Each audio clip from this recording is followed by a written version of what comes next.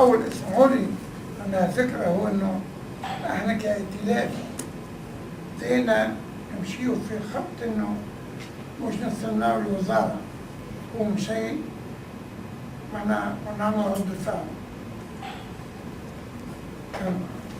نحبوا مشاركة حقيقية، مشاركة حقيقية في بناء الصرح هذا وبناء تونس التي نمر. تفضل أستاذ. معاذ برجب صحفي قرب من راديو نتزاوج بيبي. شكرا على هذا الموضوع الحساس والقيم اللي يمس تقريبا جل الشعب التونسي او جل العائلات التونسيه. سؤالي باش يبدا اولا اينما انتهى الدكتور بن فاطمه، هل هو خط سياسي؟ يعني انتظرت من هذه الندوه تسليط الضوء على المناهج التعليميه، وبعض المناهج التعليميه تكون بالملموس بمعنى اكثر وادق كما تفضلتم انتم. مثلا نلاقوا في ماده الاعلاميه الى حد الان وزاره التربيه تصر انها تقري بعض الدروس وبعض على اتفه مما ان يكون وصل اليه تو الشاب او التلميذ التونسي.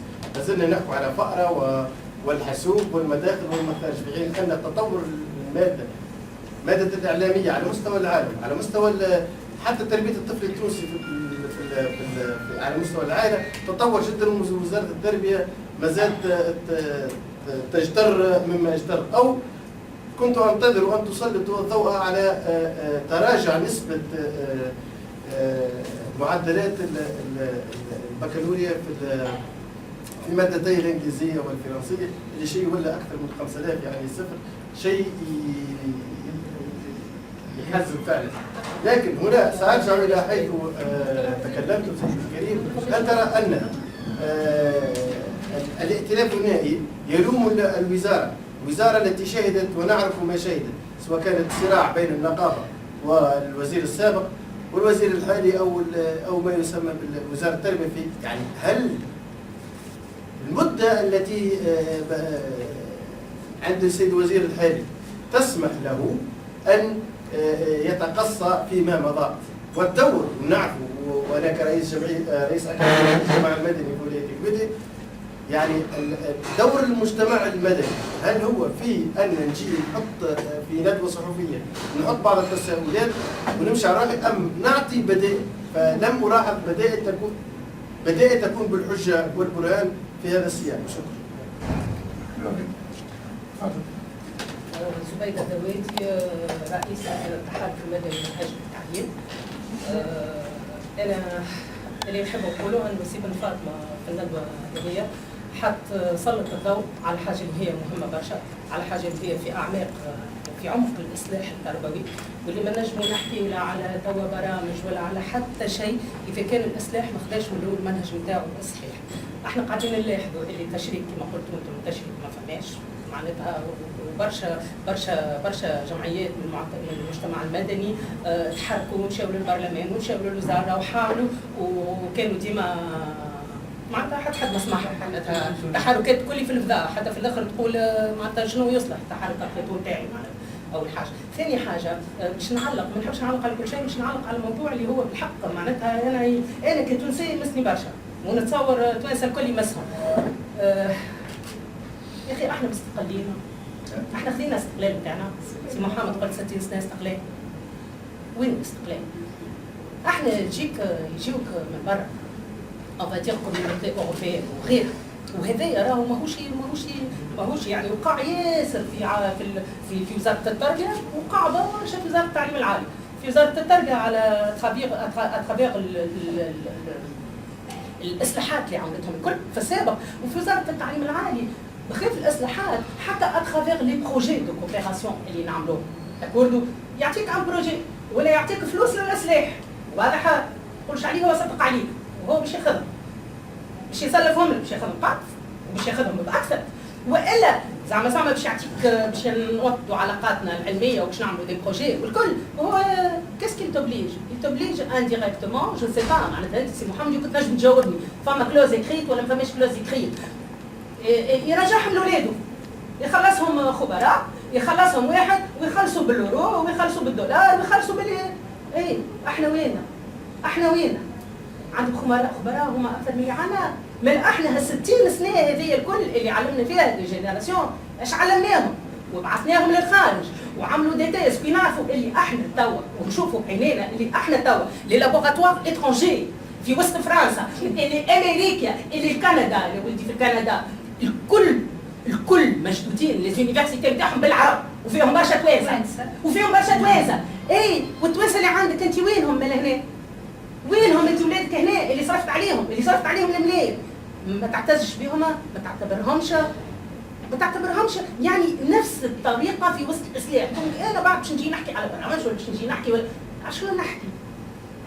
نفس الطريقه قاعد يقع بها معناتها سكي بيان المره هذه. انا لو سول بوان بوزيتيف اللي راه معناتها بالنسبه ما بعد ما سميت بالثوره، لو سول بوان بوزيتيف اللي راه فيه هو ان برشا من جميع المجتمع المدني شادين صحيح انه هالاسلحه هذا نتاع التعليم اللي هو بالحق من اهم الاسلحات في وسط تونس ما مش باش يقع بالقدام، مش باش يصير حاجه في وسط تونس، اللي هو برشا ناس من المجتمع شادين صحيح باش ما يلتقى وشادين صحيح حتى لنا حد باش يقولوا شادين صحيح الله اعلم، على خاطر تقول عليك تضرب في حاجه ما تزعزعش بالكل، ما تنجمش حتى تقشر منها حتى شيء، وزير ولا سلاح يجيك يعمل لك تمثيليه وهو اسلاح وكل شيء ان بريسيبيتاسيون. سي محمد في بالك بيه انت الاخراني اللي صار احنا بعثوا لنا في مستفاد بعثوا لنا، انا سمعتها لو 6 جويي اخر ديليبراسيون عندي، سمعت لو 6 جويي على يحبوا يحلوا دي ماستر بروفيسيونيل في ليسونس دو ليدوكاسيون. انا بالنسبه لي في علوم التربيه، انا بالنسبه لي ليدي باهيه، سي محمد والائتلاف يطالبوا كليه علوم التربيه الكليه يلزمها وقت بور سانستالي، مي ان طون كيدي دي ماستر اوسي كومونسي بيهم سي اون تري بون ايدي وسا ديسونتراليز، فهمت؟ سي اون تري بون ايدي.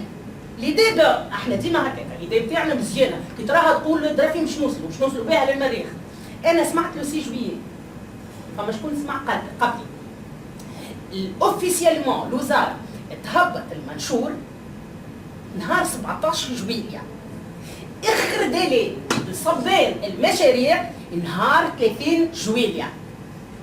يعني كيفاش انت تنجم تحضر مشروع تاع ماستر باش تلموا فيه الاساتذه وباش نعرفوا شنو هو البروغرام كون فا بروبوزي وباش فهمت كيفاش هذايا تحضروا في ميم با 15 يوم.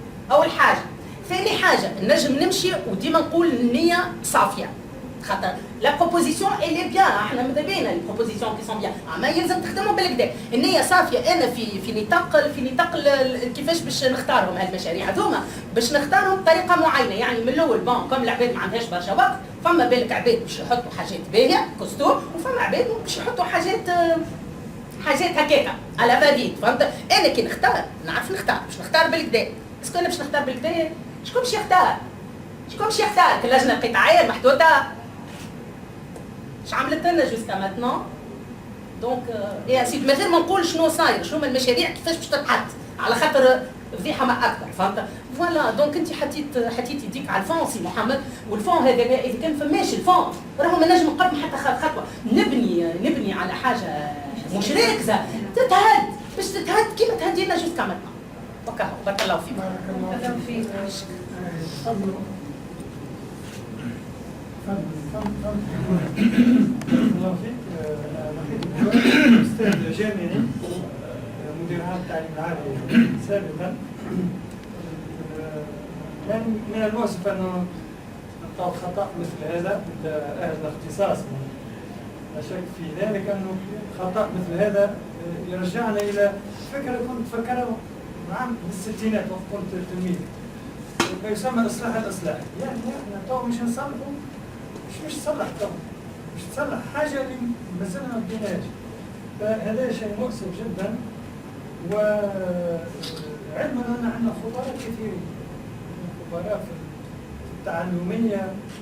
يعني وزاره التعليم العالي كل عام تنتدب مجموعه كبيره من ديداكتيك نتاع السونس هيومان والسونس اكزاكت. عندنا معهد الإساف نتاع التكوين المستمر والتربيه، يعني موجود في باردو وشوشه.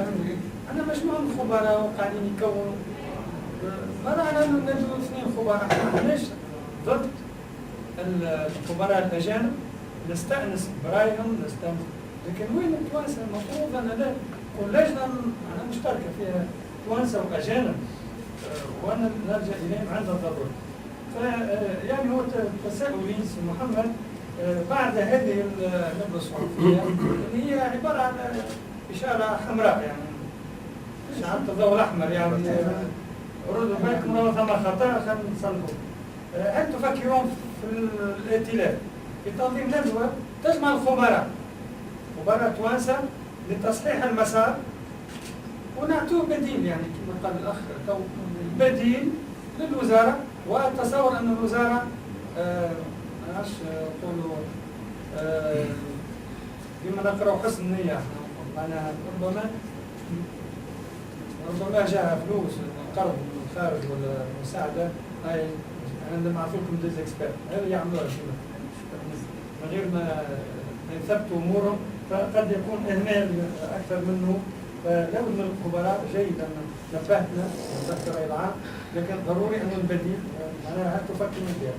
لما نقطة أخرى اسم محمد تتعلق بالإصلاح، يعني ترجعنا للمربع الأول، هو أنه إصلاح منظومة التعليم العالي، منظومة التربية والتعليم العالي والتكوين المستمر، راهو مشروع وطني يلزم تشريك الجميع. مش معناتها الجميع، يعني عندنا بطبيعة الحال أهل الاختصاص اللي يقرروا السادة والمعلمين والمثقفين والتربويين بصفة عامة، لكن كذلك راهو المشروع ما يهمناش سينو اللي واحد الطاير اللي يغني وجناحه يرد عليه يصلح اللي ويغطي على هذه.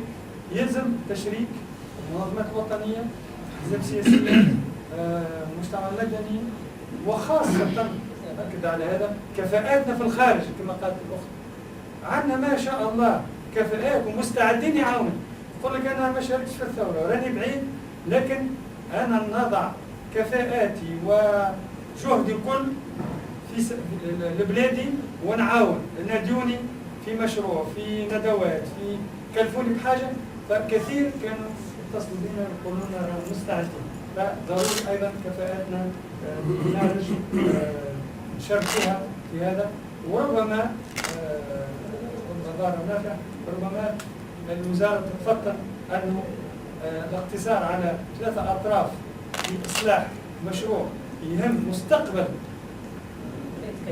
كاملة تاع 2050، ما عادش نحكيو 2030 تنمية مستدامة، مشروع الأمم المتحدة 2030، يعني هذا ولا لازم 30 سنة قدام. دونك نشوف 2050 ضروري أنه الجميع يشاركوا. شكرا. نرحب بالأخت روضة بن عثمان هنا، أهلا وسهلا بك. تفضل شكون هذه يا أخي؟ أهلا. نعبد السيد روضة ما تنسي محمد. أشرف خليل طالب بالجامعة الأمريكية بشأن الكلية، وعندي زوز أسئلة نحب نسألهم كثير. السؤال الأول، أنت الإشكال الرئيسي اللي خرجته في مشروع الإصلاح التربوي اللي خلص الوزارة هو أساساً إشكال تعريفي إبستمولوجي، معناها نجم نقوله إلى حد ما نظري، لكن شنو هي الإشكاليات الموجودة في المشاريع وفي المخططات اللي بدأت الوزارة تعمل فيها الإصلاح التربوي؟ والسؤال الثاني يتعلق اساسا بالوضع الاقتصادي، على خاطر هو صحيح معناها اسمه اصلاح المنظومه التربويه، لكن ماهوش مشغل تربوي بحت، وفي علاقه كبيره بالوضع الاقتصادي للبلاد. دونك ربما كان من الافضل انه يشاركوا بوليتيكا مثلا في عضو الاتحاد العام للتوزيع الشغل ولا معاه. دونك نحب نسال على علاقه الوضع الاقتصادي، وهل انه مشروع الاصلاح الحالي ينجم يحرك ينجم يبدل ديناميكية سوق الشغل ويخفف من البطالة ويحد من الأزمة الاقتصادية ولا لا؟ ولا باش يبقى معناها إصلاح تربوي بحت على مستوى الكفايات والمناهج إلى آخره؟ شكرا الله فيك. السيدة روضة. صباح الخير بالنسبة للكل. أنا متأسفة ما حضرتش من الأول، لكن عندي فكرة ونشكر الائتلاف على دعوته. حبيت ننطلق من اللي قالته زميلتي هنا بالنسبه هل احنا مستقلين 60 سنه، هل احنا فعلا ملكين ارادتنا. حبيت هنا نذكر خينا الكل، راهو احنا في تونس مانيش البلد الوحيد اللي خدينا استقلالنا من فرنسا، وانه الاستعمار الفرنسي مختلف تماما عن الاستعمار البريطاني، وانه حتى في منظومه الالمدي اللي عشناه الكل في التعليم الحالي في الحقيقه احنا ما نقلناش المثال الاوروبي، احنا نقلنا الفهم الفرنسي للمثال الاوروبي. ونقولوا فعلا انه القرار التربوي في تونس، انا ماذا بيا نعاود نصيغ السؤال بالطريقه، شنو هي الحريه اللي عندنا؟ هل احنا قرارنا التربوي مستقل تماما؟ هل هو وطني 100%؟ من المؤسف اللي هو مش وطني. اولا بالذات احنا في مجموعه من البلدان اللي كنا مستعمرات لفرنسا. ثانيا احنا علاقتنا باوروبا ما زالت وستكون في المرحله القادمه انه احنا باقي عندنا هجره ادمغه، واحنا لهنا نعملوا في بيت الخبره لاوروبا بارخص الاثمان. اولادنا واحسن طلبتنا واحسن تلامذتنا وهما في الحقيقه قاعدين يسيروا في مؤسسات اوروبيه بارخص الاثمان. تونس تقري في الابتدائي، تونس تقري في الثانوي، تونس تقري في التعليم العالي، ومن بعد نحلوا عينينا نلقاو انه هجره الادمغه هي بكل بساطه مصلحه نتاع ناس معينين. المنظومه التربويه الحاليه الموجوده في تونس بعد 60 سنه من الاستقلال خدمه طبقه معينه. الحقيقه الاشكال ماهوش اشكال تربوي بتاتا، الاشكال والمشكل الحقيقي هو مشكل سياسي بأتم معنى الكلمه. قبل الثوره كان نقولوا كلمه سياسات تربويه الناس تتفجع، احنا ما نحبوش نحكيو في السياسه، ونسمع برشا وخيين في كل المجالات نتاع التربيه يقول لك احنا بعاد على السياسه. ليه؟ السياسه هو انك انت تاخذ قرار يكون فيه تبعه على ناس اخرين. احنا توا قاعدين ناخذ في قرارات في تبعات على طبقات معينه وعائلات معينه والى غير ذلك. انه المجتمع المدني مازال يتلمس طريقه بعد الثوره طبيعي جدا، على حكم العلاقه اللي كانت موجوده دائما نتاع انه فما وزاره التربيه ولا وزاره التعليم العالي ما تقرب ليها كان المؤلفه قلوبهم واللي يفكروا كيف. احنا مازلنا نتوقعوا من المجتمع المدني انه يكون تابع ومساند ومبارك لسياسات فوقيه تجينا من فوق، ويلزمنا برشا وقت مش احنا بيتنا كمجتمع مدني نتعلموا ونقولوا هذا هو البديل. المشكل سياسي مش باش نحلوه، خبير هذا يمشي، خبير هذا يجي، خبير هذا يغلط، خبير هذا ما يغلطش، عادي جدا. احنا ما ننساوش انه في اخذ القرار فما مجموعه معينه ياخذوا في القرار التربوي في تونس ما بعد الاستقلال، من قانون ما يسمى بالمسعدي في 58 الى يوم الناس هذا. دائما وابدا الخبراء هذوما ولا اخذ القرار هذوما بغض النظر على صفتهم المهنيه ولا السياسيه دائما وابدا ماذا بيهم يستوردوا الحل من برا ويهربوا من المسؤوليه. هكاك بالطريقه هذيك اذا يغلط الخبير الاجنبي هو خطير، اذا الحل ما مشيش في تونس هو هذاك جاب لك احسن ما فما هو حل مستورد. ولذلك كما قلنا يظهر لي كنا قاعدين نحوموا على نفس المشكل، مشكلنا سياسي بحت ماهوش لا مهني ولا تربوي ولا عدم وجود كفاءات. احنا هنا باقي عندنا اعتقاد انه الحل التربوي يلزم يكون مستورد بغض النظر ممكن يكونوا الخبراء خلصناها من دافع المال دافع الضرائب.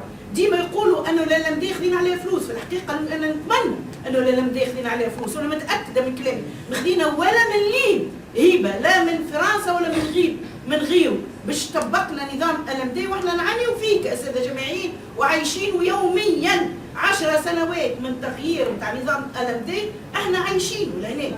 فلذلك راهو مش يعطيو فينا فلوس ماناش فقران تجربه، احنا ناس اولا بالذات هامش حريه القرار نتاعنا ضعيفه، وثانيا مازلنا نعتقدوا انه الحل الامثل لازم يكون حل مستورد، ويلزمنا يجينا خبير عويناته زرق وشعيراته صفر، سينو امورنا ما تمشيش. وشكرا جزيلا. شكرا. محمد رقاد. شكرا. ولا هيدا سيد الخيط. محمد رقاد من فقط اول المدارس الابتدائيه. شكرا للائتلاف على انجاز هذه الندوه العلميه او الصحفيه العلميه. اود في البدايه ان اعطي معناها معلومه هي ربما معلومه عند الاغلبيه او عند الحضور. الساعه عندما نقول الخبيران الاجنبيان هما فرنسيان. المعلومه الاولى.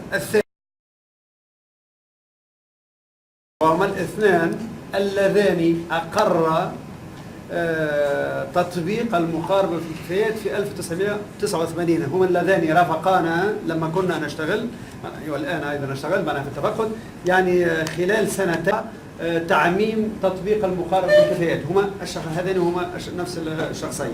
الملاحظة الأولى. الثاني، أنا سعيد باستماعي للمداخلة الأستاذة وداد والدكتور محمد الفاطمة وملاحظات الحضور. هو الحقيقة أضاف الائتلاف فساد معناها جديد إلى مجموعة الفساد الذي كنا قد أشرنا إليها ونحن نعارض أو نقدم قراءاتنا لهذه المحاولة الإصلاحية. ثم فساد أول هو فساد سياسي متمثل أساسا في لا دستورية هذا التمشي. قولي كيف؟ أقول أول شيء عندنا مبدأ دستوري أساسي في دستور 27 جانفي 2014 هو الديمقراطية التشاركية، ولكن هذا الإصلاح هو اختار نفسه وقال أنا وفلان وفلان وأنتوما اقعدوا لبرا. بقي مختلف مكونات المجتمع، جمعيات المجتمع المدني، مختلف المختصين، مختلف الخبراء، مختلف أهل التربية وكل من لهم صلة بالشأن التربوي. أنتم اقعدوا لبرا وأنا اخترت فلان وفلان، اخترت الجهة هذه والجهة هذه باش نقوموا بعض. نحن وحدنا وطنيون، نحن وحدنا قادرين، نحن وحدنا الأوصياء على المؤسسة التربوية وعلى مستقبل هذا الناس. إذا هذا فساد سياسي لا دستورية هذا المنهج. الجانب الثاني في الدستورية، احنا نعرف لما سقط دستور 59 معناها الدستور السابق، القوانين المترتبة عليه هي أيضا تسقط بفعل سقوط الدستور. القانون اللي كنا نشتغل به هو قانون 2002. قانون 2002 سقط بمفعول سقوط دستور 59 بعد الثورة. لا يمكن أن ننجز إصلاحا تربويا دون أن نؤسس له بقانون قبل الشروع في إنجاز الإصلاح. لذلك يعني المسألة يفترض أن تكون مخدومة بالعكس، أنه تم إنجاز قانون توجيهي نسميه ما شئنا للمدرسة التونسية، ثم بنا نجم نعمل كما بقية التجارب، نعمل ميثاق تربية، نعمل نحب نحن، ثم بعد ننجز مشروع الإصلاح. يعني المسألة لا دستورية من حيث تعارضها مع مبدأ الديمقراطية التشاركية اللي هو مبدأ أساس في دستور 2014، ثم لا دستورية بحيث أن نشتغل وفق القانون السابق اللي هو سقط بفعل سقوط دستور 59. الفساد الثاني اللي كنا أشرنا إليه أيضا في وثائق وفي مداخلات وفي الندوات الذي أنجزها الائتلافيون مشكورين، هو هناك فساد هيكلي مؤسسي. الائتلاف وبقية مكونات المجتمع المدني وكثير من الخبراء أشاروا إلى أنه لابد أن نبدأ إصلاح بإحداث المجلس الأعلى لإصلاح المنظومة التربوية، وهذا المجلس الأعلى الذي هو الذي يبني الرؤية والتمشي والاستراتيجيات والأجراءات، ثم باعتباره هو جامع وطني وهو يكون يبني هذه الرؤية لإصلاح المنظومة. هذا ما تمش. إذا هناك فساد هيكلي مؤسسي. ثم فساد علمي أيضا كنا أشرنا له سابقا، أن هذا الإصلاح اختار أن لا تكون منهجيته أن لا يكون يشتغل وفق منهجية. يعني قبل ما يبدأوا هذا المشروع تنادوا الجماعة الثلاث وهيا نبدأوا نحن ننتج وثائق، ما قالوا لكش من الأول ما هي مواصفات المشروع النهائي، ما هي مواصفات المنتج النهائي، باش انت ما تدخلهمش كمجتمع وطني وكجمعيات مجتمع مدني وكخبراء وكناس التابعة وكسياسيين، ما تدخلهمش انت الآن في منتجك النهائي تناقضت مع كنت قد صرحت به سلفا.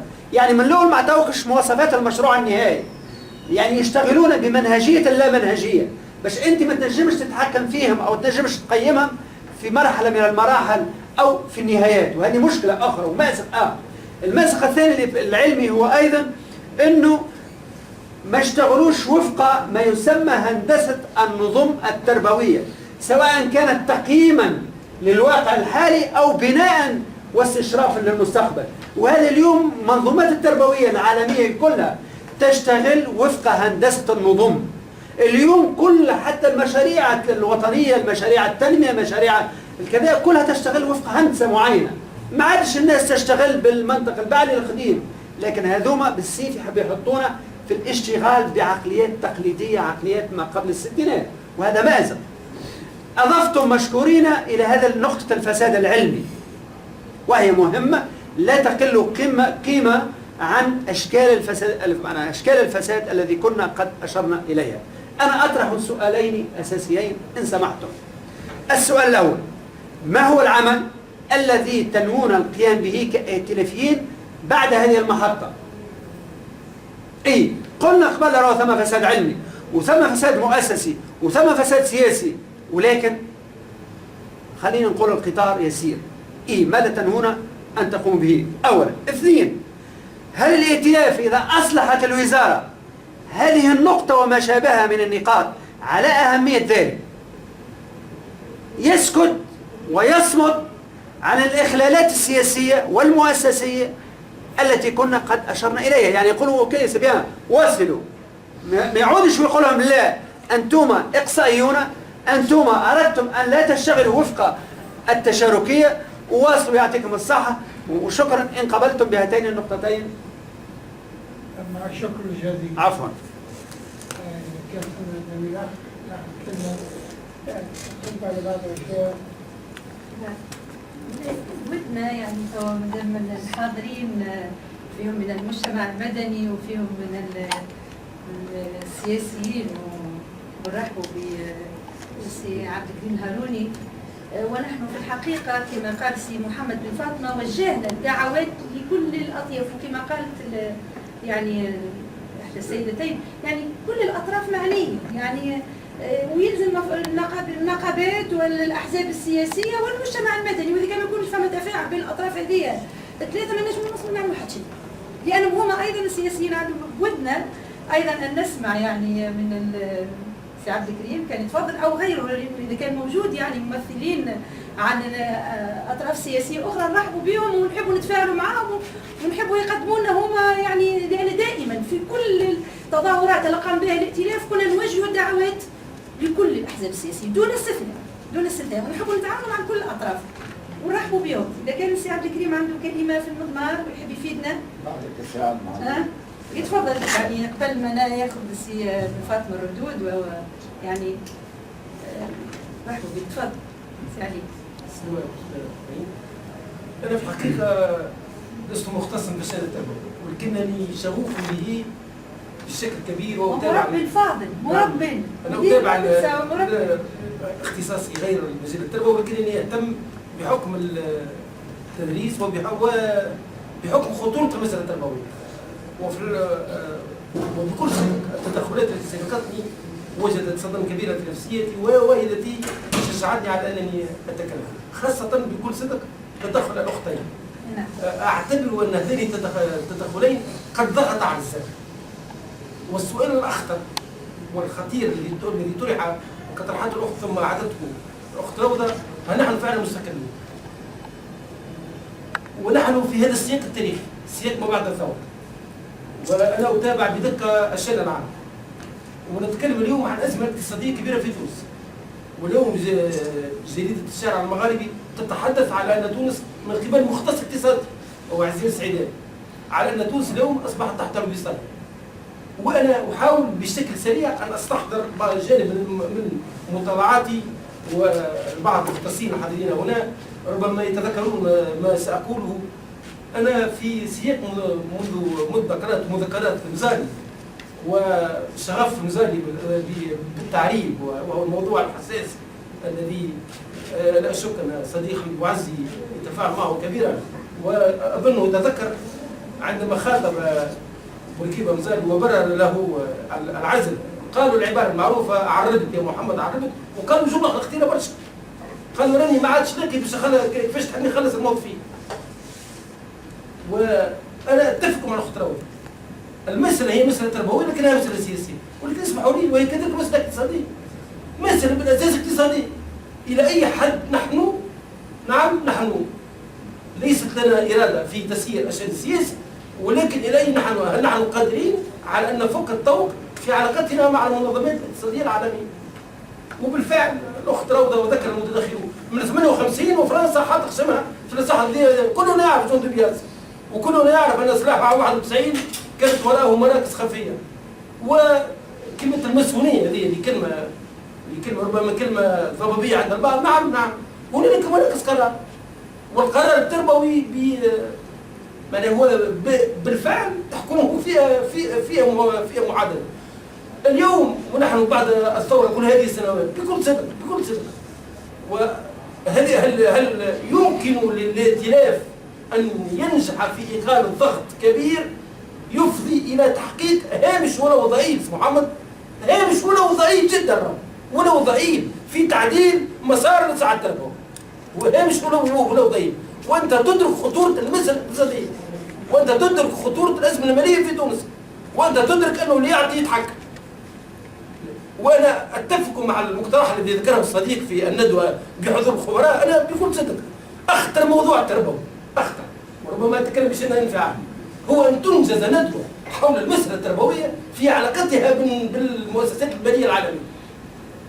وهناك كتب في ذلك، انا كنت نمشي ياسر الكنيبر واستحضر كتب عديده في علاقه المساله التربويه بصندوق النقد الدولي، وفي علاقه المساله التربويه بالمنظمات الماليه العالميه.